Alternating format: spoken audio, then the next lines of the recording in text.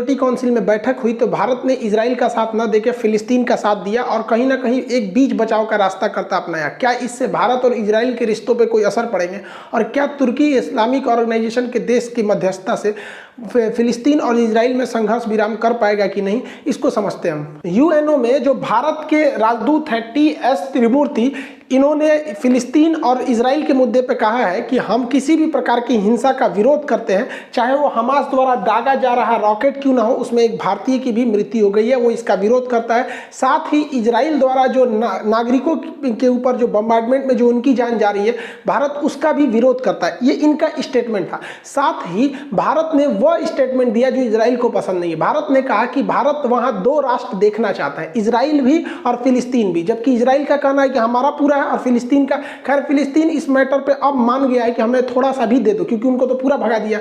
दूसरा, भारत ने कहा कि जो जेरूसलम की पुरानी स्थिति है, यानी यूएनओ के हिसाब से जितना इजराइल ने बाद में ऑक्युपाई किया है, वो पुरानी स्थिति को ही भारत वापस स्थापित करना चाहता है। इस हिसाब से भारत आप कहेंगे तो फिलिस्तीन के ओर में अपना सुझाव दिया है। इवन मोदी जी के नेतन्याहू के साथ इतनी गहरी दोस्ती, अक्सर आप पिक्चर्स इनके देखे होंगे या फिर मोदी जी जब वहां गए थे तो ये सब काफी गहरी दोस्ती देखने को मिली थी। लेकिन जब तक पीएमओ ऑफिस से इनको फोन नहीं जाएगा, वो ये अपने मन से वहां स्टेटमेंट नहीं दे सकते। और इन्होंने ये नहीं कहा है कि हम फिलिस्तीन का समर्थन करते हैं, इन्होंने स्पष्ट बोला है वी स्ट्रांगली सपोर्ट फिलिस्तीन।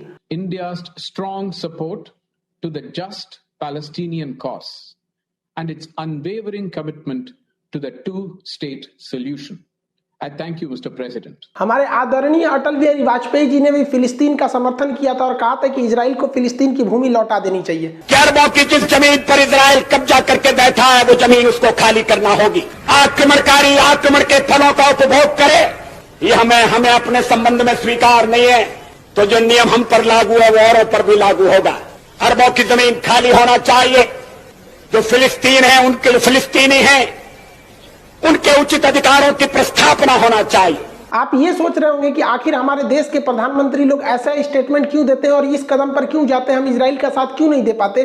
तो इसकी कुछ मजबूरियां हैं, तीन चार मजबूरी, उसको हम लोग आगे समझते हैं। यूएन सिक्योरिटी काउंसिल की बैठक में अमेरिका जो है पूरी तरह से इजराइल का साथ देता हुआ दिखा, जबकि चाइना इस मुद्दे को बहुत पुरजोर तरीके से उठाया था। चाइना ने इस मुद्दे को उठाया यूएन की काउंसिल में, जो वर्चुअल मीटिंग थी, ऑनलाइन मीटिंग थी यहाँ पर, लेकिन अमेरिका ने इस मुद्दे को दबा दिया। अमेरिका कह रहा है कि इजराइल को बदला लेने का, अपनी आत्मरक्षा का पूरा अधिकार है, और इधर इजराइल इस इशारे को समझ गया कि मतलब गाजा पट्टी का पूरी तरह से धो डालो। यहाँ पे चाइना को बहुत बुरा लगा। अब चाइना को भी समझना चाहिए कि हम हिंदुस्तान वालों को भी बुरा लगता है जब अमेरिका और यूरोपीय यूनियन मौलाना मसूद अजहर को आतंकवादी संगठन में घोषित करना चाहती थी, लेकिन चाइना के विरोध की वजह से इसे आतंकवादी संगठन और रेड कॉर्नर नोटिस नहीं जारी कर पाया, जिस वजह से ये लोग पाकिस्तान से इजिली ऑपरेट करते हैं। जब इनके ऊपर आता है तब समझ में आता है कि दूसरे के टांग नहीं लड़ाना चाहिए। फिलिस्तीन और इजराइल के मामले में दुनिया के अलग अलग देशों का अलग अलग रुख है।